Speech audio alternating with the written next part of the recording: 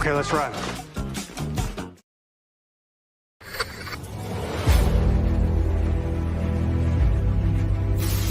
Your mission, should you choose to accept it. It's a quest.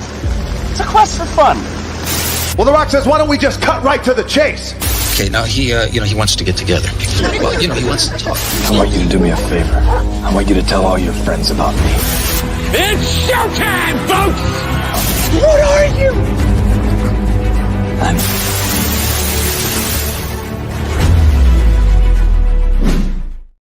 Greetings, salutations. This is, and I quote, a weekly show where we introduce you to some of the best creators from all over the world, and we find out more about them by taking your questions. I'm your host, Ryan of And I Quote Channel, and our guest on this week's episode is indie writer and New York Times bestselling author John Newton is here. What's up, sir? How you doing? Good. How you doing? Oh, we're fine. We're all fine here. No, thank you. How are you? We're happy that you're here, John. We're also happy that you are here, who are maybe watching or listening to this program right now. So treat yourself, like and share this video with your closest friends. If you're watching this live or on a replay, thank you for doing so. Cannot do it without you. And if you have any questions for John Newton, the guest of honor for this week, let us know in the comments. Let us know in the chat. More than happy to take those as they come in respectively. And with all that out of the way, John, what would you say were some of your favorite books or writers growing up as a youngling? Oh, man. Right off the bat, I would say, I don't want to sound like I'm just going for classics here right off the bat, but I'd say Tolkien and Lewis. Tolkien is a little hard to get through, but if you got a good audiobook for it, it does. Him and I, when I was a younger guy, Hardy Boys, went through I think I had the entire selection except for one until my brother started having fun with them. But yeah, those were probably on the top of the list. Right. Awesome, man. Nothing wrong with that. There's absolutely no. I just went to a bookstore last week and I bought a few classics while I was there. Whether it was King Arthur and the Knights of the Round Table, or the Adventures of Robin Hood, right? Also got, a while back, I went to that same bookstore and got White Fang and The Call of the Wild as a compilation. It was a Barnes & Noble Classic compilation. And, a few others, because I never got a chance to really, I did have the chance when I was a kid to read these, but I never got around to them because I was in school and I had to read certain books that our teachers required us to read. And I don't like that. All right. I didn't like it. When you read on your own and do your own thing, it's a lot more fun. But when you're in school and forced to do it, and then you have to go to the dark side and get the Spark Notes or the Cliff Notes just to make it through the week at school, my friends, it's not quite the same thing as reading a 300-page novel. Just speaking, No. And it sounds like it's pretty widely read. If you've delved into all those, I think you have read probably way more than the average. Mm-hmm. Yeah. Probably. That's true. The only problem with that is all the books we see behind us over here on this shelf, the shelf to our left that you can't see, and the books that are stacking up like what is known as a tower of books, they're all TBR, unfortunately, John. I've not gotten around to reading these, to be perfectly honest with you, because there's only so many hours in the day, and the older we get, the less time we have. And the other thing is, when you work two jobs, full-time and part-time, wow. And the only downtime you have is when you come home from work, you have a bite to eat, you kind of decompress for a little bit, right? You just really don't want to do anything else except just chill, watch the TV, watch the tube, watch Roku, let the Saved by the Bell reruns play in the background while you're cleaning the house, and that's it. But it's not that I don't want to read these things, because I love reading. I love reading books, and I think everyone else out there, by the way, reading is essential, ladies and gentlemen. So I'll get around to it. I always tell my parents, I'll get around to it, but just give me time. Well, yeah, you got all the time. Yeah, we'll give you all the time you want. Exactly. But do you have you thought about audiobooks, or do you kind of like steer away from those? Everyone, a lot of people who have been on this show and behind the scenes and in front of the camera have said, they've asked me that very same question. I always tell them, look, it's one thing to read it when you're a kid and you're reading the Disney, when you hear this sound, turn the page, or Star Wars, it's one thing to do it when you're a kid, 6, 7 years old doing that. But when you're on the move constantly and you're doing stuff and now granted, I can multitask to a certain degree, but I can't always do it. I prefer to have physical media in my hands as opposed to an audiobook. Now, I have nothing against people who produce or put together or sell audiobooks to get their sales. If I get it, I get it, because a lot of people are on the road a lot of the time. People have long commutes to work or school, or they're going to, what is it, a vacation, right? You're driving down to the Right. beach. You got a 3-hour drive ahead of you. What are you going to do? You plop on an audiobook. And I have no issue with people doing that. It's just, for me, I'd rather just sit down, relax, take a deep breath, and turn the page freely. I There like you to go at my own pace, because audiobook actors, narrators, what have you, they go at a certain pace. Now, granted, I know you sometimes have the option of, what is it called? Playback speed, I believe it Right. is, Right. which Yep. is fine, but I don't know. For some reason, I'm just so used to having a book in my hand. Is that weird? No. I think for you, it sounds like it's the whole concept. Both go together. You're immersing yourself into that world. You're a little bit of escapism or whatever's going on there. But part of that is your posture and holding something there, physical. The even the paper. I'm betting you. Do you like ebooks, or is that on the list, or is that totally out of there? It's not completely out of the question, because a friend of mine and another friend of mine, I don't want to disclose this, but they're about to send me what do you call it, the beta readers. So I'm about to Okay. read something on a screen to become a beta reader for a friend of mine who has a story and a book, whatever it is, maybe coming out here pretty soon. So I am going to have to do that, and that's fine, even though I prefer physical copies. But it's all right if that's the way they want to do it. That's the format that they prefer. That's fine too. I'm not against ebooks. I'm not against audiobooks. It's just, I really just feel better when I have a book in my hand and I can turn the page when I want to. I can put a bookmark in it and put a pause on it when I want to. I don't know. It's No, physical copies. you I know don't what? know. There are. I almost wonder there's something psychological that different people fall into different groups like that, where Maybe. you put the two together, physical book plus Yeah. reading for pleasure. Yeah. So, Maybe well, that's it. for a writer, then I guess it's good to have it out in various formats for whoever, whatever your reader wants to tackle it as. What Yeah. is that? Which one's that? It's a right. Well, this is a writing journal. This is where I keep, if I write stuff down for ideas for stories, or I start writing a bit of the rough draft before I put it on my computer screen, I use this. So Okay. yeah, I'm not against writing freehand, because there's a few, maybe not so much a few, maybe there's more, but there are certain writers in the community that like to go to coffee shops or cafes or sit outside, on their porch and their couch, the swing, what is it called, the porch swings, and Yeah. just sit there and do it freehand. Now, I have no issue with writing freehand, because I thought it'd be uncomfortable for me if I did it for too long. But as it turns out, I'm okay writing freehand. At the end of the day, I still prefer to do this. Punch the keys, for God's sake. I prefer to do that. But at the same time, I'm not against having a mini notebook in my pocket if an idea strikes me, or if I'm at home and something comes to me and I have to get to my desk and I have to write it down. Otherwise, I'm going to forget about it. So I don't know. I guess I'm a mixture of both. I like using technology for certain means, but I also like doing things the old-fashioned way. Yeah, I guess I'm a mixture of both. I don't know. When did this become a therapy session? But anyway, I don't know. Why are Tell we me here? about your mother. I know what's going on here, but I do want to let everybody know, just a healthy reminder that it is, and I quote, with John Newton, the guest of the week. Don't forget to like and share. If you have any questions about our sanity, let us know in the comments. Let us know in the chat after I've already lost mine. No, I'm just kidding. No, I mean, maybe one day I will switch, or maybe I will, attempt or try audiobooks, because I hear they've been a lot of fun. There's a lot of great voice actors behind them. There's a lot of great talent put behind it. So we'll see. We'll see. I mean, maybe I can get those wireless. I have a pair of wireless headphones. I can connect to my phone, Bluetooth, and go crazy. Who knows? There you go. It's a possibility. Do you have any favorite TV series, past or present? Well, I'll tell you, I think that probably what's influenced my writing more than individual books would probably be different TV series or different TV shows. And again, it's probably more of the classics that did it. That you would find elements, maybe of some of them in some of my writing, but Star Wars, Star Trek, the earlier ones, not so much the later ones that have come out. Which would be a whole new debate. There's a new live stream just on that. But then you have, in addition to that, would be like Doctor Who, Stargate, SG-1, Stargate, maybe Atlantis is in there. And a lot of the other just good shows that have come out, especially sci-fi, that have there's something about discovery, about the question of asking what if, and then taking that idea and going with it. Like Dune.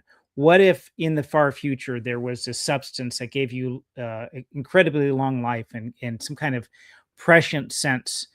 But once you start taking it, you're hooked and you can't go off it or you'll die. So those type of things, when you have that kind of premise and then run with it, not just sometimes there's a show, movie, or book story where they have something there they could really dig into, but just touch on it, bounce off, and keep on going. Maybe it doesn't feed into the plot, but there are some other good ones in there. And then how do people respond to that?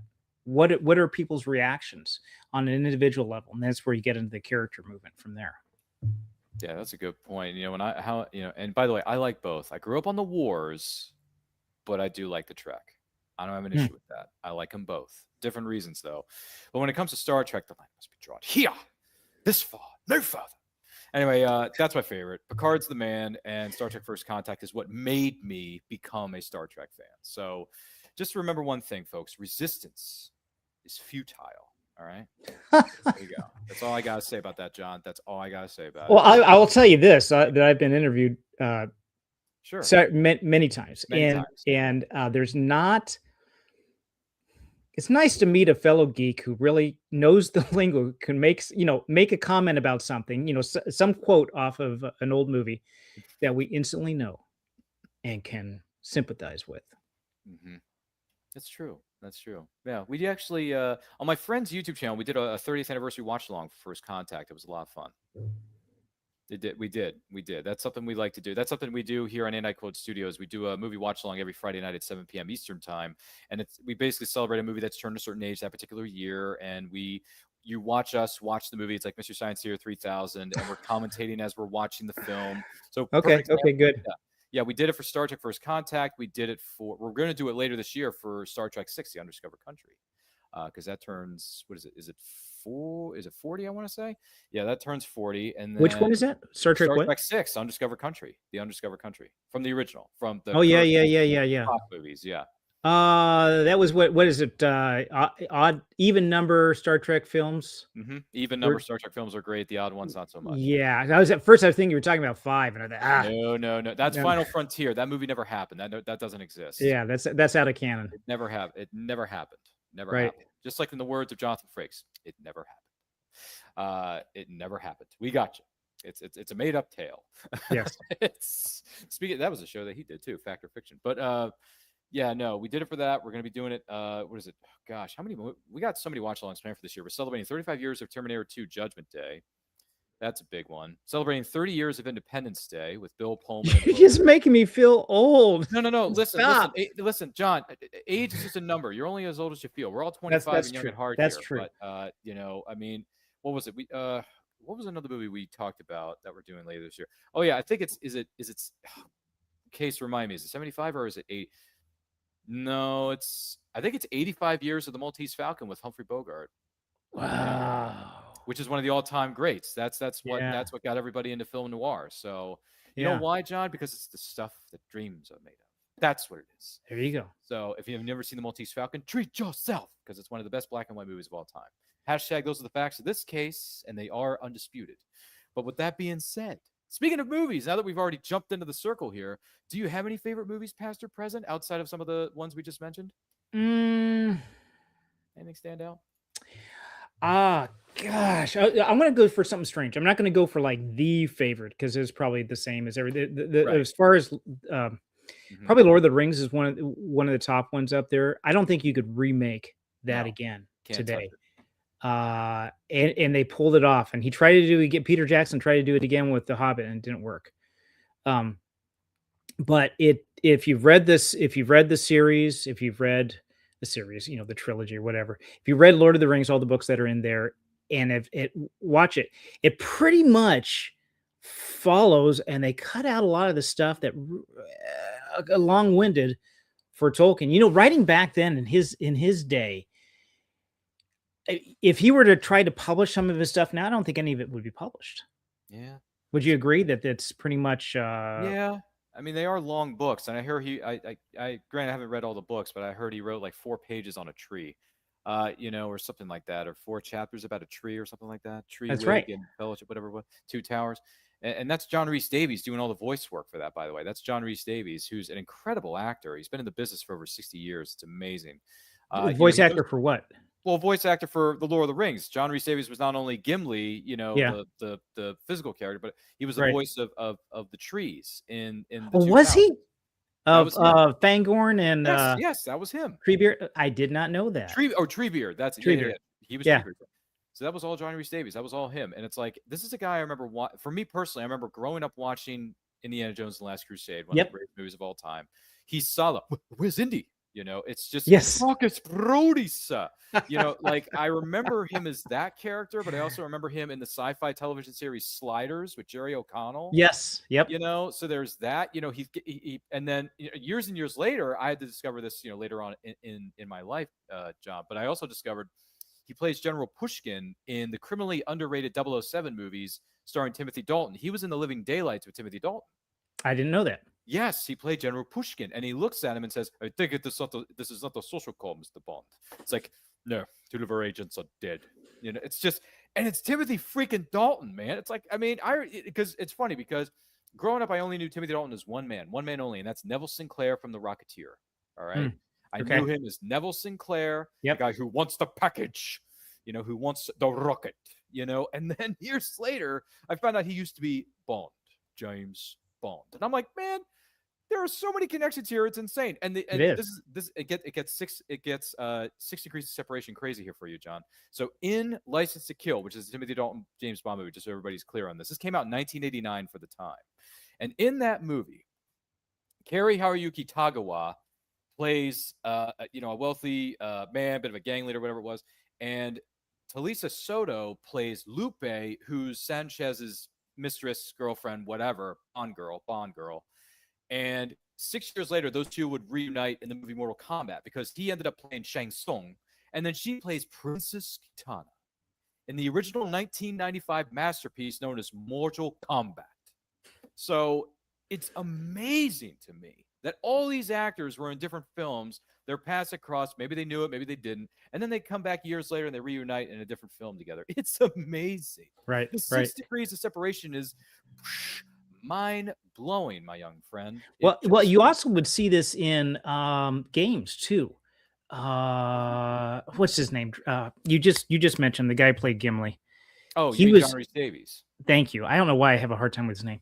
He also did. It was a live action cutscene for Dune. One of the earlier versions of Dune. Yeah. Where they come in, and I forget. I don't know which character. I don't remember which character he played, but he was in, and he's doing his normal deep voice with the rolling accents and everything, and it really comes off. But the problem is, he's so famous. You say, yeah, I know him. You're not paying attention to the cutscene, right? You're calling your friend over, say, hey, check this out. But it's all good. These guys, and they probably paid him pretty well to do that little cameo in there.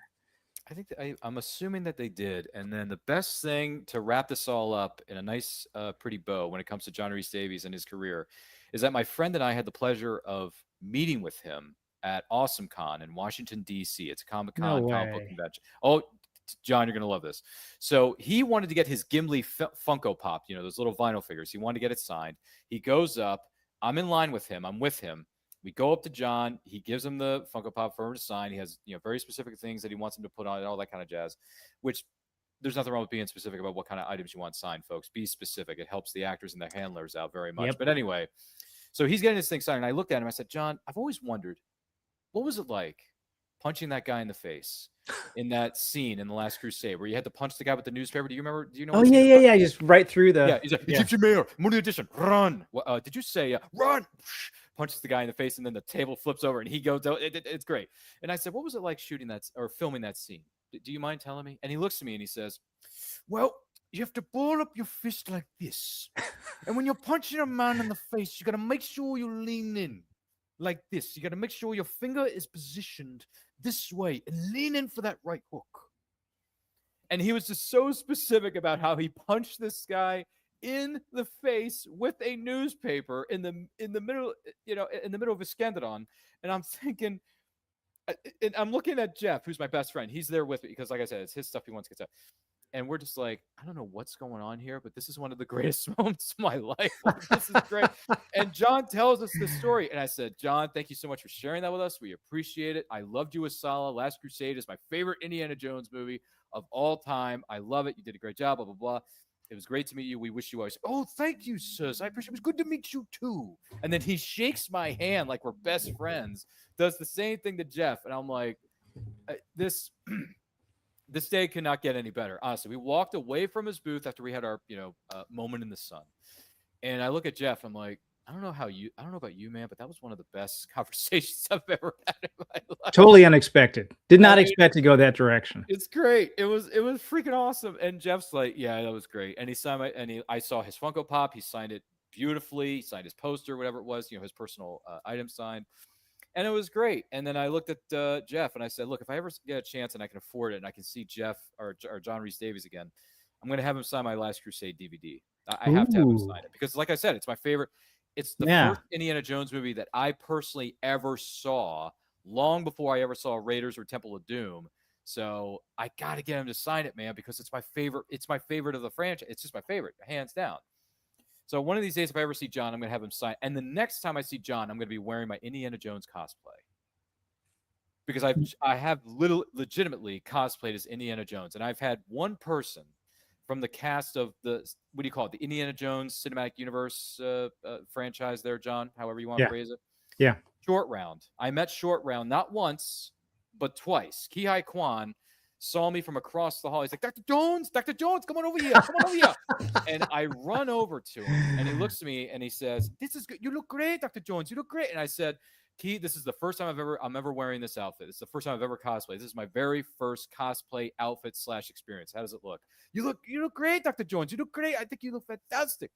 It's just...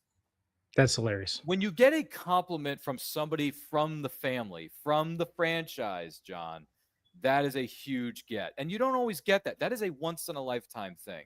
And you got to take your moments and count your blessings when you're presented them. You know what I'm saying? Yep. So Ki-Hai Kwan, and this is long before he ever won the Oscar and became huge. Well done. That was fun. That was some great moments. But this has nothing to do with me. This has everything to do with John Newton, who is the guest of honor on Anti-Quote. I don't know. You're doing great. You're on a roll. I don't know. Though, well, man. Hey, since we're on, if I can interrupt, I know you probably have an agenda here, but I'm just going to throw this out here. Yeah, go ahead. You can always cut this in the edits, but it's live, so good luck on that. Yeah. I got a little bit of history. I grew up in Southern California. Okay, I'm not living there now. I'm living in the Midwest. Oh, I got But I escaped, fortunately, Los Angeles, way back before it really things started turning sideways. But it's funny when you're out there, if people are visiting or something, they're out of state. Like, hey, have you seen The Rock? Have you ever come across? It's like, no, I've never seen this. It's amazing how few actors or anybody in the business of Hollywood ever running into. However, there were a couple of times. I did work in two locations where I would run into people like that. The first was, have you heard of Marlon Brando? Big pause. Well, oh, sorry, my mouse was being fidgety there. Yeah, I mean, I grew up. Okay. Well, not grew up, but one of my favorite movies of his is On the Waterfront. Okay. When I was going to college out in California, I had an opportunity to go work for this. It was really kind of secretive, not really telling me what it was all about. It says, hey, this is data entry. You're going to be coming up to this place. You're going to work in at somebody's house. And there's a lot of security there. You're going to come through, check in, and this is the type of work you're going to do, yada, yada. So they explained the work. And I said, no problem. This is fine. It's just a temporary job. You're just going to be here for a few weeks. And then once the job's done, you'll be leaving. Is that okay with you? I said, fine. That's great. Once I get through all the security, drive up the gate and up the Hollywood Hills and stuff like that, here it's Marlon Brando's house. And I'm not actually in his house. There's an outside bungalow that's there. And what he's lost, this is back in the late 80s. Mm-hmm. He has lost, he had his phone book on a computer, and he needed to have all the information put back in. So I'm typing this stuff in on his bungalow. And I'm running across all these names. Like, Michael Jackson's in there and other names I'm typing in. I'm thinking, oh, be fun just to call one of these people up. I said, what am I going to do? Call them up and just say, hello, hi, how are you? Just as rando calling these people up. So I never really kept any of the names or anything like that. But I did talk to Marlon Brando one occasion, one time, and it was kind of a different situation. And that was with his history. That was when his son was accused of murder. Ooh. And there was a lot of things that were going on. But it was an unusual situation. The other one, and you'll probably like this. I worked down the street from Hollywood at a place called Walter Allen Plant Rentals. And you think, who would rent plants? Well, you have like, I don't know, big corporation, their buildings, there are large buildings out there. They might want to have some plants there to put in, artificial or real. Yep. But it was down the street from Paramount. And so most of the stuff that we had ended up on sets. And we had a couple of California certified nurserymen who would talk to set designers, and they would say, hey, we're doing a shot out in the Philippines and we need some, what would they have out there? And the guy says, well, you got a Ficus benjamini, you got this small palm here that you would do. And so then they would write it up, load up the trucks, take it down to Paramount, do the shoot and bring it back. The cool thing, and I really wish I would have done this, is I got to see these shows before they come out. There'd be these write-ups and stuff like this. And a couple of them I saw were like Back to the Future 2 and 3, and a lot of the Star Trek Next Generation, because they were filming at that time. And I wish, these printouts, there was extra, just ended up in the trash. I should just grabbed a couple for keepsake and just, hey, put them on the wall or something like that. So that's a bit of trivia. That's really cool. That's really cool. And yes, love the Back to the Future trilogy. Certain movies of Star Trek I absolutely love. Others I do not. Frontier. But anyway, that's great. That's dynamite. That's great stories, and we appreciate you sharing that with us. We truly do. And that kind of ropes into the next part of this question. When did you start writing? Probably 15.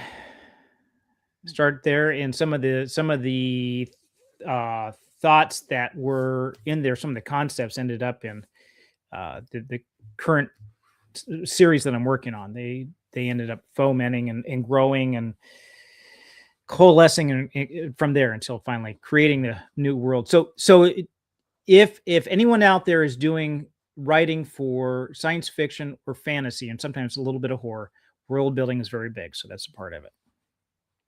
Very true. Very true. What would you say are some of the rewards about being a writer in general? Being able to look up anything you want on the internet and have an excuse to tell the FBI agent when he comes by. You're just doing background for your story. That's all. Nothing to see here. Move right along. Other than that, honestly, when I go to shows and signings and stuff like that, talking to people there, a lot of writing is kind of a lonely business. You just do that, and all of a sudden you're thrust out there when you have something published, and they say, "All right, you have to do all the social media work yourself." And the average is like, "Oh, I do it." The type of expertise that you need to be a writer is the opposite of what you need for being a marketer. So now all of a sudden you have to be a marketer. But when you're out there doing these shows and people come up and they talk to you and you write them out, you hear their stories.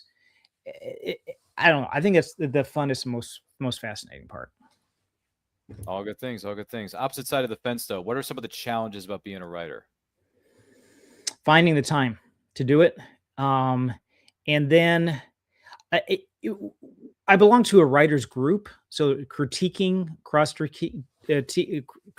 with other writers, that's huge because they can watch out your blind spots and things like that. And then once it's done, just trying to say, okay, now what? Now that you have something written and it's out there, the big question is, well, what happens next? So that's I think is probably one of the bigger things to struggle with. Understood. Any pieces of advice you would offer to aspiring writers out there? Just what I had just said about writers group. Now, in the pre-show, we were talking about another author. Can I bring her up as an example? Sure, why not? We're all friends here. Why Okay, not? okay. So Cindy Breck, who was previously you've interviewed previously, is she is a fellow author, and she is also in our writers group and a close friend. And for she would say the same thing. I think the primary thing, as much as writing is lonely as an author, is you do the work by yourself, being a part of the group, beyond critiquing, beyond telling other things, helps you also in terms of marketing and other opportunities. They might you says, did you get that? Did you go to the Library of Congress and get a number for your book? I said, I didn't even know that was a thing. How do I do that? So I think that helps. You're watching each other's backs. Very true. Support means everything. Teamwork makes the dream work in this business. That's how It is. does. You know, It does. Really, you know, because we're in the middle of they're in the middle of taking submissions for a Western themed anthology, and I'm writing a short story that I want to submit.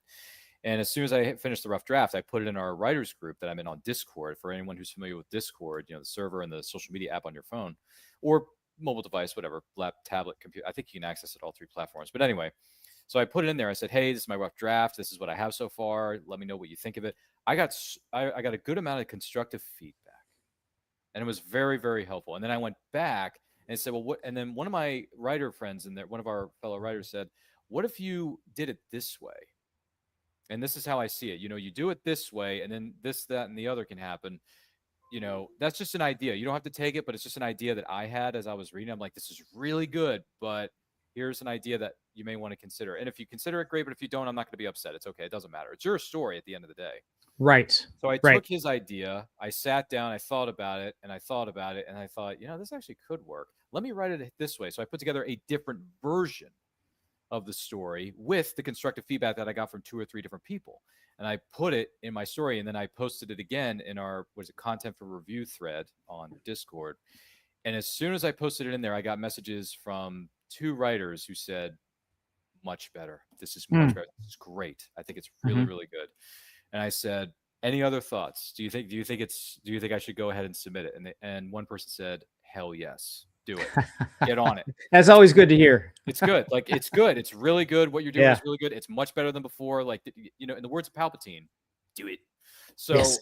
exactly. Make it so. So I email, make it so. I'll make it so. Number 1. Love Patrick Stewart. But then again, who doesn't? He's one of the best human beings around. But so I submitted it, and now all we can do now is wait and see if it gets accepted. If it does, great. If not, hey, we tried. We did our best. That's right. So yeah, that was because I like writing westerns because the first story I ever wrote and got published was a western, so it made sense. Makes sense. Westerns are fun. That's you bring up another good point too. And if I could just like tail into this, is if you're going to find a critique, because there's some ones out there that really may not be worth your time. You might have to window shop a little bit, but one of the things to consider, and I don't have this in our group, is if you have a genre specific group, sometimes that helps a little bit more, because I know I've presented maybe a chapter, and we'll do like a chapter at a time or something like that, you know, critiquing and everything. Somebody might look at that and say, why does it have to be faster than light? I don't understand. Why, what is AI? You should write out AI, because not everybody's going to know what AI means. I was like, come on, people. if you're reading sci-fi, you're probably going to know it's artificial intelligence, and faster than light travel is a barrier, a speed barrier here. So there's things that happen. Yeah, you can throw a little bit in here, but you're going to drown in info dumps if you try to describe everything. So it might be good, if possible, to find a group that is specific to your genre, kind of close. Yeah, very true. The one that my friends and I are in is called the Men's Adventure Fiction Discord.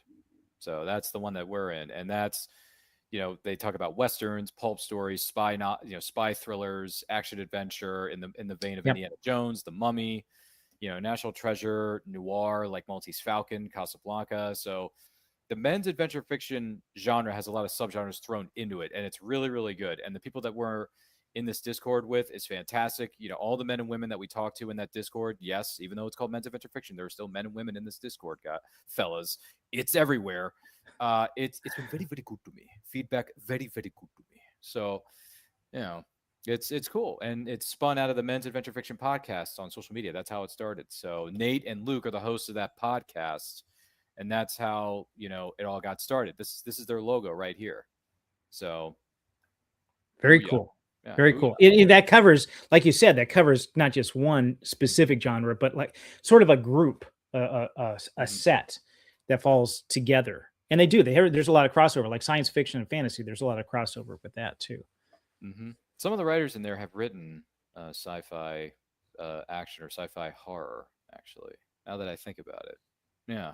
So yeah, there's a lot of variety. In other words, it's like Baskin Robbins. We got all 31 flavors for you. There you go. It's been very, very good to me. So I'm just curious though. This series here, The Stone Inside, the Shadow of Time series. What exactly is it, and how did this all start? So the idea behind this is that in the future, reverse time travel will be discovered and utilized. And distinguishing reverse time travel from just time travel in general, because we're all going forward in time, and according to relativity, you can go forward in time at different speeds. So then getting reverse time travel in addition to jumping forward in time as well. So they basically have that created. And just like all technologies, eventually it'll be used for warfare. And that's what happened. And the idea was that during this war, one side was failing, and they used reverse time travel to go back and kill one of the founding members of the other society. And not to be outdone, the other group said, well, hold my beer, we're going to do the same thing. So they kept doing that and ended up back in the Stone Ages, trapped in time. Now, that's just backstory. That's not actually what happens in this novel.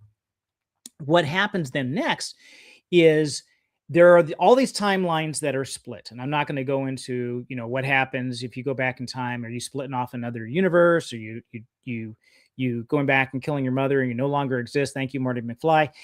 I'm not going to go into what's happening with that. But you do split off these other timelines. And Earth is one of the major ones. There's another major one there too. They split through. And they end up back in the Stone Age, and they think, we had all this technology. There's no way we can go home. We're stuck. We can jump forward, but if we jump forward, it's not going to be forward to the time that we came from. So they broke up into two different groups. They were fighting. And what's the best thing to do? One faction called the Kiari decided, we're basically gods. We can do whatever we want. We have technology here, and we're not going to take advantage of people. We're just basically going to try to make the best world for everybody. We're going to make a utopia. And they had competing ideas of what that utopia would be, where the Satiri said, we made a mess of things. We're going to stay in the shadows and try to fix and mend time, because as we did this, there's temporal tension and the universe is at risk because of all our jumping back in time. Basically, time travel pollution.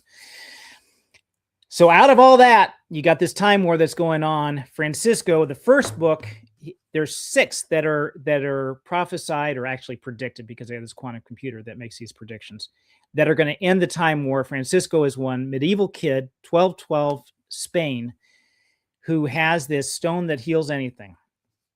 And the question is, what would you do with the stone that could heal anything? I want to pause and put that as a question for you, Ryan. What would you do with a stone that could heal anything? I didn't know this episode of Anti Quote was going to go so deep in the Mariana's Trench here, ladies and gentlemen. Don't forget to like and share this, though, because you may not get it back. Never mind. It's going to be on here for all time. But if I had a stone that could heal anything, is it okay if I get a little bit personal? Oh, yeah, sure. This is a question I asked one of the book signings. Okay, all right. So if I had a stone that has the ability, the power to heal anything, I'd go back and heal both my mother and father's illnesses that unfortunately killed them. So both of them? Yeah. So, well, I mean, Dad had health issues and he was on dialysis at the time of his death. So it was, I think he had trouble breathing one night. They rushed him to the hospital. 3 days later, he's dead. So Wow. that's how Dad ended up. Sorry, not to get personal here, guys, but we're going to go deep into the weeds here for just a second. So Dad passed away suddenly. And this was during my senior year of high school. This was like midway through my senior year of high school. Wow. This is not to get personal here, John, but when you're 18 years old and one of the most important people in your life is suddenly just taken away from you unexpectedly, and you're at the height of your school career with being a senior, being the big man on campus, getting good grades, kicking tail and taking names in all areas of life. You have a girlfriend, your very first girlfriend at the time. Things are awesome. It's kind of like you're dating Kelly Kapowski at Bayside High, okay? Right. And you're in these high school plays where you're not the star, but you're part of a family, you're part of a cast. And we were doing our fall, the fall production at the time of 2005. Now, the good news is Dad saw our performance before he passed away. So that was good. I'm glad that he caught my last.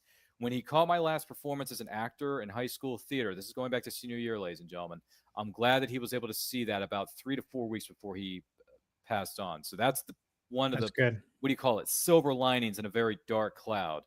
But when Dad passed away, it was very sudden. It was shocking. It threw everybody for a loop. It ruined. I mean, it crushed. I mean, it would crush anybody, but it crushed my mother.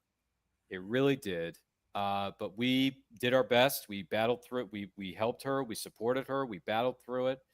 And it's funny. Well, not funny, but it's interesting because at the same time that my dad passed away, this is going to kind of rope into just a little bit of a pop culture reference here for you, John. So a couple of weeks after Dad passed away, I was flipping through the channels one night, and this television series known as Smallville was on. Oh, yeah. I like that. Yeah. And Smallville was in the midst of its 5th season, and it was about to air its 100th episode the night that I was flipping through the dial. And it was called Reckoning. That episode specifically is called Reckoning. It aired January 26, 2005, if I'm not mistaken. So in that episode, Clark suddenly loses Dad. Oh. So when I saw this, and I'm watching this all the way through, and he's crying, Martha Kent, and then O'Toole's character, right? They're all crying. And then the next scene is them preparing to go to the funeral to bury him. The moment that happened, I was a mess of tears. I was, in the words of that song, Carry a river. I was a river of tears but at that same moment, John, I kid you not, I understood the kind of pain that Clark Kent was in. I understood the agony because Clark Kent has all these abilities. Right. He loses somebody close to him and he can't save him. That crushed me when I first saw it in 2006. It crushed me. But it was also therapeutic because it helped me not only understand that other people can go through this, but that it really, it's hard, it's rough, but you just got to pedal through it, man. Because at the end of the day, life goes on. You can't, unfortunately, not to be a therapist here, but you can't cower in a corner and cry yourself to sleep every night. You just can't. I mean, it's going to be hard in the beginning. There's no doubt. You got to go through the 7, 12, 15, 16, whatever it is. That's fine. It's therapeutic. I get it. But as soon as that episode was over, I became not just a Clark Kent fan, but a Superman fan. That show was huge for the time. And it still has a loyal following 20 years later. Believe it or not, John, it is the 25th anniversary of Smallville as a series. This year is the 25th anniversary because it debuted originally in October of 2001. Yeah. Okay. Yeah. So I became a fan of that show and that character. So 18 years later, John, I go to AwesomeCon in our nation's capital of Washington, D.C. Go to AwesomeCon. Tom Welling, Michael Rosenbaum, who portrayed the iconic characters. Yep. Clark Kent and Lex Luthor are standing in the middle of that room. And I walked up to Tom and I said, Tom, I want to say thank you for your portrayal of this character. It helped me get through the loss of my dad. It helped me understand that people who go through this stuff, it's okay to be upset. It's okay to be angry. It's okay to be frustrated. Yeah. It's okay to question things when you're going through something like this. You see what I'm saying? Like when you're grieving, you got all these emotions just flooding through you it's a massive, river. It's massive. So I said, and I was wearing my Smallville costume. I was wearing the iconic red jacket, the blue T-shirt, a pair of jeans, a pair of boots, the same outfit that Tom Welling wore on almost every single. Well, what did he say? You got me on pins and needles here. What did he say? Because I looked at him, I said, Tom, Michael, I waited 18 years for this moment to meet you guys. I just wanted to say thank you. And I said, I've waited 18 years to wear this outfit. And Tom said, You look good, man. I like it. And then Michael had even a bigger reaction. He was like, you look good, man. This is really good. Look at you. So they appreciate Both of those are good guys. I really like Tom as an actor. Yeah, You know. Tom and Michael are just they're wonderful, wonderful human beings. So I waited 18 years for that moment to tell them how much I appreciated the portrayals of these characters and how much I love the show as a whole, because it is my number one favorite show. I'll be perfectly honest with you. It's my number one favorite show for many different reasons, but that's certainly one of the bigger Well, ones. I can imagine hitting you there me- at that time would be huge. Yeah, it helped me grieve. It helped me understand that it's okay to not be okay, because Yeah. I didn't fully break down into tears and realize that my dad was gone until 2 weeks after he died. You know what I mean? I was kind of in denial. You know, you don't Oh, yeah. you don't want to think about it. You don't want to focus on it, right? Because when he passed on, he passed away on a Saturday. I had to go to school on Monday. All right, I didn't have to, but I wanted to. You know why? Because I just wanted to focus on the work. I wanted to focus on what was in front of me. It's senior year. This is make it or break it time. You got to focus on the game. So I went to school the next 2 days later. I had a flood of people coming up to me because they heard the news. Grapevine. They said, "Hey, we're sorry about your dad. You know, if you need anything, let us know." You know, you get the blah blah blah blah blah. You get the whole spiel. And I thought, I appreciate you guys, but I just want to focus on the work. I just want to go to work. So I did it and pushed and pushed and pushed. And then eventually you go downstairs to the basement where your father's office used to be, and you see that empty chair. And then I finally realized that he's never coming back. And that's when, to a certain extent, it hit me like a ton of bricks, if you know what I mean. Yeah. And I just broke down into tears because I realized he's never coming back. I'm never going to get him back ever. And let's be perfectly honest here, folks. It sucks. It's no fun, but life goes on, and you just got to find, to a certain degree, you got to find a way to live with it. Because unfortunately, as much as we may want to stop time, like you were talking with your books and the healing and all that, you can't really stop time. In science fiction, you can, but in reality, you can't. Right. You got to push forward, and you got to see what's out there, because there's a big world out there, folks. Yeah. You got to see what's out there, and you got to figure, in the words of Professor Charles Xavier, Patrick Stewart, sometimes the mind needs to discover things for itself. So, which is why I love these movies so much, John. Sci-fi and superhero movies are awesome. So that was when Dad died. Mom died 18 years later, but she passed away due to cancer. So, and as we all know in this business, cancer sucks. Yes, it does. Right? It sucks. It's a horrendous disease that no man, woman, or even child, because children have been affected by this. No one should have to go through that. No one. And I'm kidding. It's the worst. It's the worst thing in the world. So both, unfortunately, not to get too personal, both parents are gone. Dad didn't see me graduate high school. Mom, this hasn't happened yet. I'm just saying, I'm just speaking if it does happen, just saying it. If I were to get married, my parents physically won't be in the room, but they will spiritually. They're going to be there 100%. There's no doubt in my mind. We're going to have 2 chairs for them at the wedding. Doesn't matter who it is, who I'm getting married to, whatever. No ifs, ands, or buts. Mom and dad are going to have a seat in the front row of that venue. Can I make a suggestion for that? Yeah, go ahead. We did this with my son's wedding recently. Both my parents have passed, and there's a lot of similarity here. But both my parents have passed. And we took a picture. We had pictures of them. It's hard for me to find pictures of my mom because it's been so long. But pictures of my parents, and put them at the table during the reception area. It was not my request; it was my son's request to do this.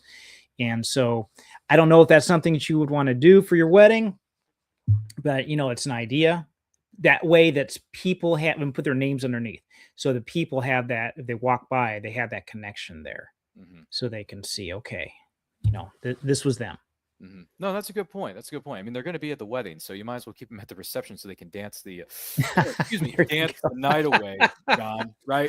Because when you get to the wedding reception, that's when the beer and the champagne starts flowing. You get the hors d'oeuvres, you get the food, you get the night. What do you call it? The catered venue, the catered lunch, catered dinner, whatever it may be, catered reception. And you also have a cover band playing Hall & Oates in the background. So, I don't know if we're going to have Hall & Oates, but we'll have You get some things set. I mean, we'll get a cover band or something. I actually have a friend of mine, him and his girlfriend are in a band up in, what is it? Lou, remind me here. Is it New York or New Jersey? It's one of the two. But they have a band and they play 80s, they do covers of 80s songs. 80s. Oh, yeah. Because they're big 80s fans. By the way, there's nothing wrong with that because the 80s had some of the best music and fashion of all time. So if this were to happen, hypothetically, I can either call a buddy of mine actually I have 2 friends of mine who are DJs, or I can get Lou and Allie to bring their crew down here to Maryland, where we are here on the East Coast. We're in Maryland. and they can play some 80s tunes at my wedding reception. That wouldn't necessarily be a bad thing because the 80s, man, they had it made with that music. They just there's so much soul power in that. Honestly, this is coming from somebody whose brother and we just went to the theater last week to celebrate 40 years of Top Gun and Top Gun Maverick. Wow, yeah. Theater, all right? We were in the theater to see this. So when you hear Kenny Loggins, all right, when you hear Cheap Trick and you hear Harry Faltermeyer strumming the guitar and playing the piano, it's like, yeah, I could listen to 80s music all day, night, and twice on Sunday, John. So well, okay, so you're gonna make me feel old again, but I'm sorry. For what it's worth, I graduated in '84. I was an '80s kid, and I got married in '89. Still married the same woman, so there is that. But it's interesting listening to your story because I can commiserate a little bit. In 1983, my mom passed away. It was cancer, and I was a junior in high school. It's my last day as a junior. I also got an automobile accident during that same time too, that same day. And so as you can imagine, there's a lot of turmoil. My parents were divorced when I was 10. So we moved back in with my dad, went overseas to Cyprus. My brother and I did after living with him for about 9 months. It was something that we all agreed upon because my dad was working as an engineer in Saudi Arabia, and he was installing a missile defense program with the defense contractor he was working with. So my brother and I went to Cyprus. I lived there only 6 months, graduated, came back to the States on my own when I was 17. But then my brother stayed there and my dad continued in Saudi Arabia for the next 5 years. But then since then he's passed away. But my father was older when he did. He had pretty much lived a full life. But so in that regard, I can understand, especially when you're young like that. I was 16 at the time when my mom passed away. My dad was gone. My brother and I only saw my dad every 2 years when we were growing up. So there was a lot of absenteeism there. But it would be nice if there was a true healing stone. There wasn't, and Francisco had that. He would heal. He inherited it from his parents when both his parents died. So he is also an orphan. Both his parents died. He ends up on the streets of Toledo, Spain during the Middle Ages, gets beat up a lot. His father told him, do no harm unless you break the charm. So Francisco thinks he can't hurt anybody or the stone's not going to work. Right. And he even fears that if he does, the thing's going to reverse itself and he's going to have every disease that it ever healed thrust upon him. So he does, and he allows himself to get beat up, heals himself like Wolverine in private, and comes out and heals other people in private too, as much as he can. Then he discovers that the original owners of the stone come looking for it, and his father was wrong. It's not some kind of mystical device that's been in his family for generations. It's a 26th century first aid device for soldiers. So you're supposed to hurt people with it. It's not going to break. That's what you're supposed to do. And it's a healing. So he ends up then drawn into the warfare and times that are happening then. And the people that come looking for the stone are also looking for him. He is one of the 6 that is going to end the time war. But a spoiler, if you see the book number 2, it's because he lived through book 1. So there is that, spoiler in there. And this is about him afterwards once he has the stone. They have training with the Satiri. He goes for the training with them. And that's the rest of the story. I'm not going to spoil too much of it on that. Yeah, try not to be like River Song spoilers. That's it. Don't give me the spoilers, dear. Hello, sweetie. By the way, I didn't really get a chance to talk to her too much, but Alex Kingston is a joy. I mean, she's amazing. And she hasn't aged today since her days on ER, honestly. I mean, wow. ER was like, 35 years ago? But she hasn't aged today. That's the thing. So, well done, Alex Kingston. Yay. Please come back to the States because we want to have you at more shows because I'd like to see you at Fan Expo Philadelphia or one of the other shows that's up and down the East Coast because I go to shows in Philadelphia, Oaks, Pennsylvania. Once in a blue moon, I'll go to Virginia, depending on which part it is and if it's not too far from me in Maryland. Because I'm like in the middle of all this, so depends on the travel arrangements. But, yeah, Alex Kingston, hello, sweetie. It's like, I just want to walk up to Alex one day. I want her to say that to me. Just look into my beady little eyes. Say, hello, sweetie. I just want to hear it just once. Just once. To you. personally, I want her to say it to me as if I'm the Yeah. doctor or whatever, or just some random sci-fi character who comes out of what do you call it? No Man's Land or whatever it's called. I don't know. But Mhm. listen, congratulations on the book series because these look fabulous. The cover, by the way, the covers of these books, they're very unique, but they're also very eye-catching. Who was your cover designer? Well, they were two different people. I went for this was Purpose on Paper that did this one, but then she had since quit. So I was not able to continue through, which is a bummer because she had access to the fonts. But then the next one, it was Get Covers, which is actually pretty cheap. So if you're in Really? the neighborhood for that, you can. I was going to go for one designer, but if these ever really go really well, I go with this guy that charges like $800 a shot to do the book covers. I'm thinking, man, I'm going to go into debt for all these books to be able to do it. But Get Covers is good. It's you can look them up online. I'm going to do a plug for them. What the heck? And they were fairly cheap. He's a little slow, so don't wait to the last minute to have it done. But they'll let you do several iterations for it to get it done. Can I give you a little bit of trivia about the covers? Oh, go ahead. Yeah, absolutely. Okay, so this is Francisco holding the healing stone here. He's offering it out, and it has what's the hungry marks, because when you use the stone a certain number of times, it actually needs to be recharged. And there's this kind of cryptic symbols that are on the top that appear, and they indicate different fuel levels for the stone, where you need to have it sit in this kind of broth type of material so it absorbs it and it can use it again.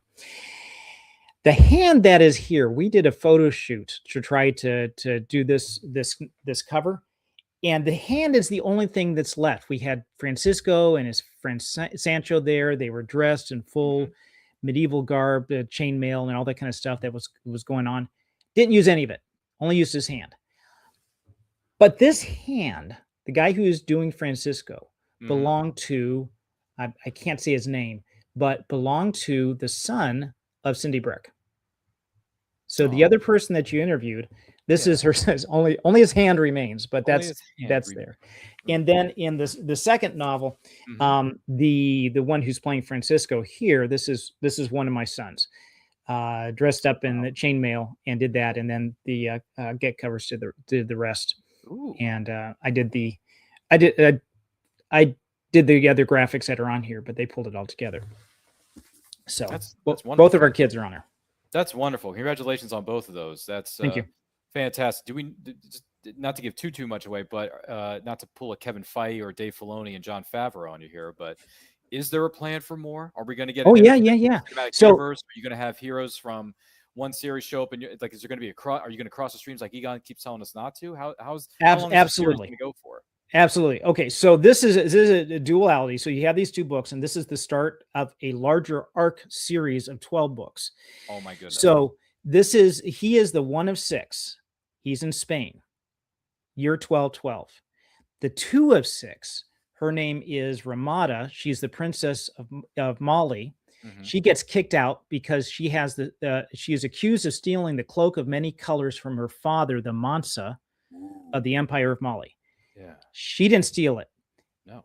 It is also future tech called Avar tech, just like the stone is, back in time, that time travelers lose their tools all over the place. If you traveled back to the pharaohs, back when the pyramids were being built, and you got your little, iPhone or cell phone or whatever, and you're like taking pictures and recording them as they're doing it. Then you leave and you've been there a week or whatever, you get back home and you think, where's my phone? Imagine the kind of problems that would cause 2000 BC ancient Egypt, if they found that type of technology. That's what happened here with Francisco and his healing stone. Ramada, she has something called a Verisuit, which is a camouflage suit that allows you to appear as other people. She's got that, and it just goes from there. So she's the 2 of 6. End of the Aztec Empire is the 3 of 6. And it just gets closer and closer and closer to this time. Little bit of a Kevin Feige spoiler here. Yes, you do end up in modern era at the end of the series. Goodness gracious! So in other words, think of Doctor Who and his companion, because with each of these people being recruited, you have Angelo and Mayuki. She's a female samurai that he recruited earlier. They are the ones that are recruiting all these people, jumping forward in time. And Francisco does end up in Book 3. Wow. Okay, so it is true. In other words, we are going to be getting.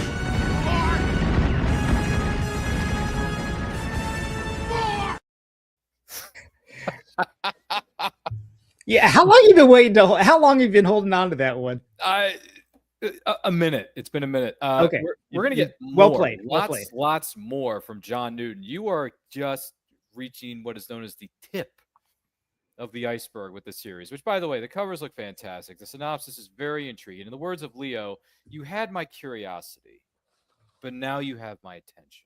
Okay. So yeah, you sold. In the words of our good friends at Futurama, just shut up and take my money.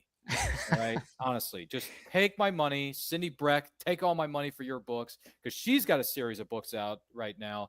So yeah, both you and Cindy can take your books, have them fall off the back of an itty bitty little truck, and they can magically healing stone teleport themselves to Maryland, USA. That's what I think is going to happen here in the next interview that me, John, and Cindy are going to be sitting here talking about this together as a family. Because in the words of Dom Toretto, I don't have friends, John. I have family. That's what we got here. So, I mean, that's how we that's how I like to think of it. And once again, this is John Newton's Hour of Appreciation. Don't forget to like and share. If you have any questions for John or the incredibleness of his book series, let us know in the comments or in the chat. And don't forget to share this with Cindy Breck, because I don't see her in the chat. Cindy, where are you? Wake up. We missed you around here, girl. Where you at? But anywho, any other special memories for you from being at book signings or other events, whether you're there as the vendor or attendee? Memories from book signings or events. I tell you, I'll tell you this, and this is just an overall memory that's there. Mm-hmm. The hook line that I'll use, what would you do with a stone that heals anything? I have a small river stone that I use, and it's the prop. It's actually in the picture that was there, and I'll hand it to people and say, what would you do this? The toughest part is when someone who is obviously disabled walks up and you hand them that line. I struggle with this. Am I gonna say this to him? Because like, obviously this doesn't work. And I'm not going to pan it off like that, but you just really want to trigger that thought with somebody. But it's interesting that people do open up, and does open up conversations and personal, private, not all the time, but sometimes that does allow an opportunity for discussion. So those are probably the more memorable times. Tough, but good. Yeah. No, I get that. And it's a really good sales how you having the stone there as you have these props or things at the table, and some writers do this as well. It's good marketing. It's very good because marketing is important in this business. It just is. Where do you potentially see indie writing and publishing going in the next 5 or 10 years? Think it's going to continue to grow? Are you talking about the business in general? Well, yeah. I mean, indie writing, indie publishing, that world, that universe. Where do you see it going? Yeah.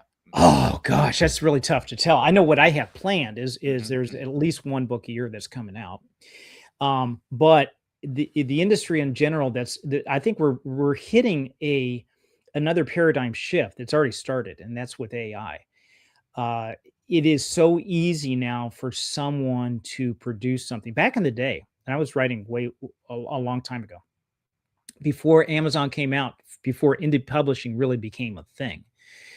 You did have to go through traditional publishing, and there was the gatekeepers, and good luck on getting published, even now with traditional publishing. But then that opened up with indie publishing, and that flooded the market. And we're seeing that even more now with AI. But I think the key here is people are going to look for the authentic. People are going to look for something that's not AI. Just like you look at a picture that's AI generated and say, it's not quite right. Why does he have 6 fingers? So I think the same thing is going to be happening with written things. People want something that's genuine. Gotcha. And who is an author, living or dead, you would love to have a conversation with in general, and why? Probably maybe Orson Scott Card, the guy who wrote Ender's Game. Yeah. I want to know. He did hear some of his thoughts of where he came up with. He was trying to do Speaker for the Dead, and then that's where he came up with Ender's Game as like a prequel for it, and that ended up being much bigger. I'm going to ask him what some of his thoughts were for world building. Oh, Good question. Good question. And what are 3 books that belong on everyone's bookshelf that are not written by John Newton? No offense. No offense. Oh my gosh, 3 books. Yeah, you got an awful lot of books behind you back there on your set. Yeah. Would it be fiction or nonfiction? You can go whatever genre you want. I would say fiction more specifically, but if you want to go 2 fiction and 1 nonfiction, that's fine. You can mix it up a little bit. Okay, well, I'm just going to stick with fiction. That's fair. Because there's some stuff that definitely would be nonfiction. But let me just stick with fiction.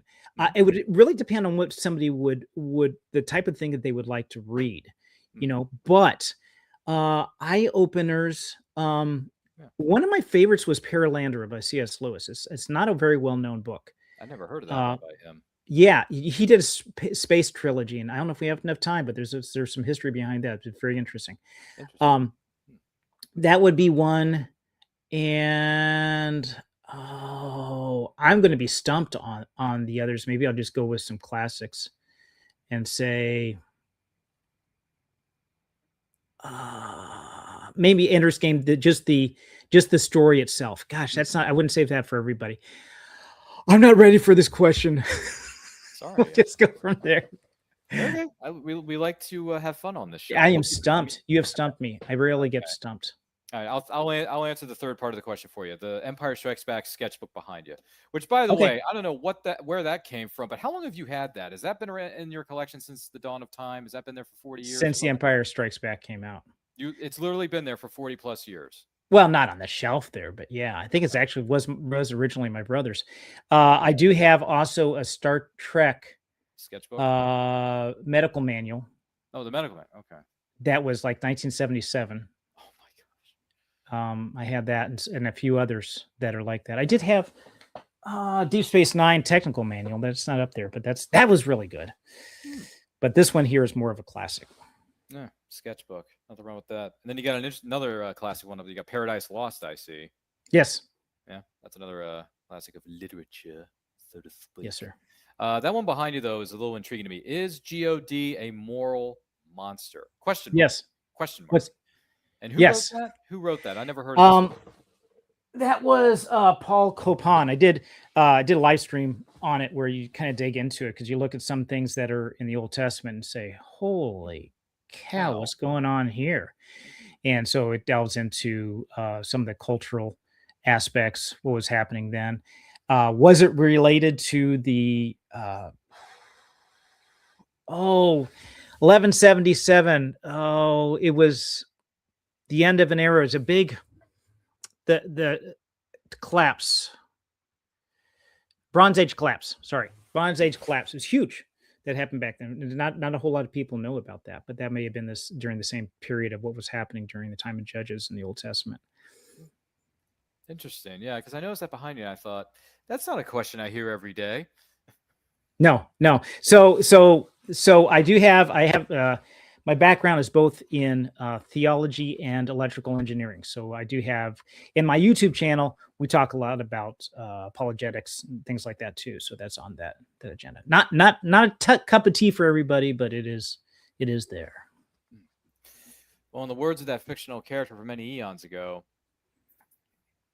I do want to, see what I did there? I do want to take this opportunity and say thank you so much to John Newton for taking time out of his very, very busy schedule, spending time with us, sharing more about his series and all this other stuff. And apparently this episode became not just And I Quote interviews John Newton, but it also became And I Quote therapy to a degree, because we talked about everything from movies to books to television series to people we've lost, but we hold their legacy and their memories near and dear to our hearts, and everything in between. So I feel like this was an episode of was it like one of those presentations they do on the Sci-Fi channel from back in the day when they go to Comic-Con meets an episode of Dr. Phil. I don't know where we crossed those streams, but apparently it happened. But you know what, John? I'm great. It's something we need to express more in this world is gratitude.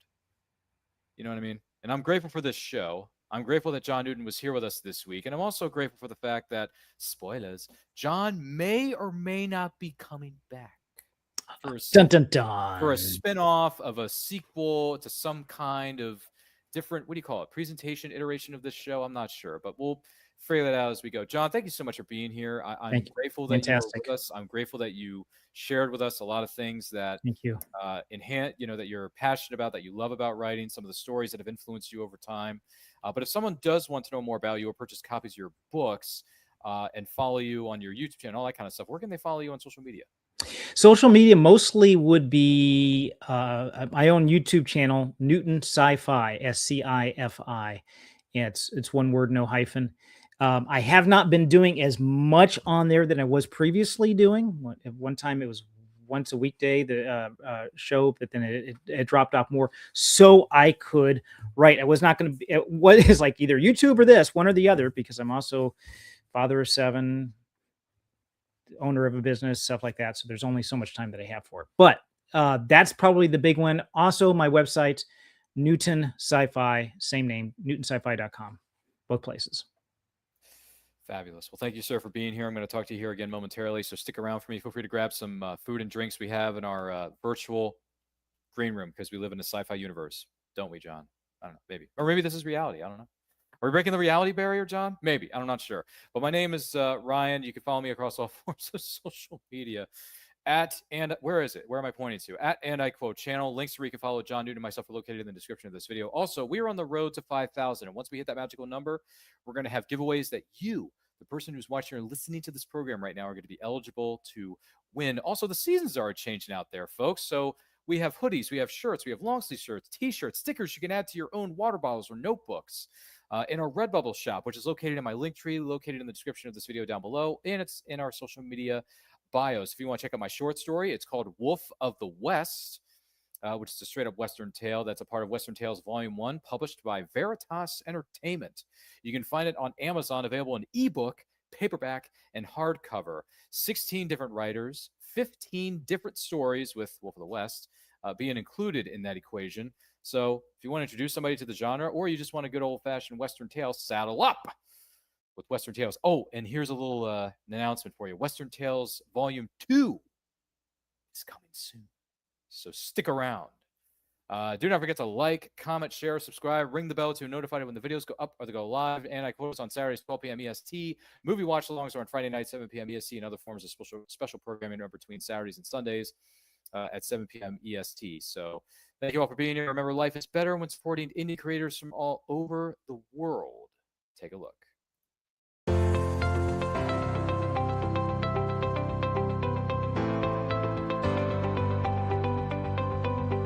You've worked hard and written a great book.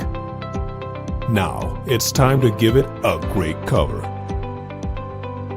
If you're an indie author or small press publisher, Plasmafire Graphics is your source for affordable cover illustration and graphic design.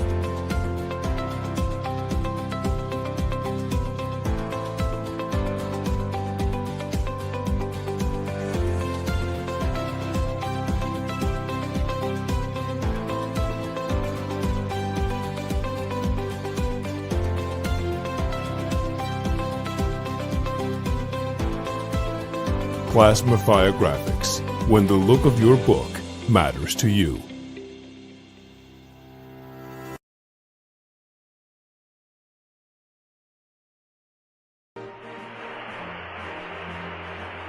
A mission for the police.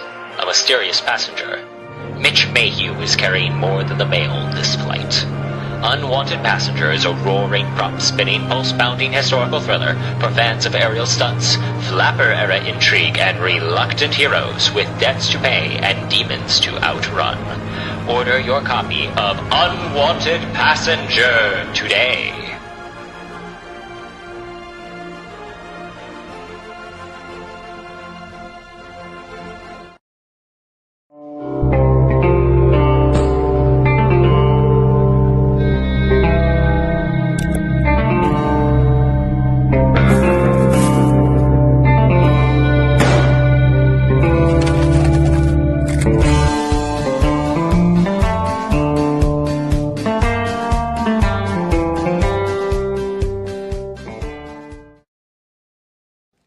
Good morning.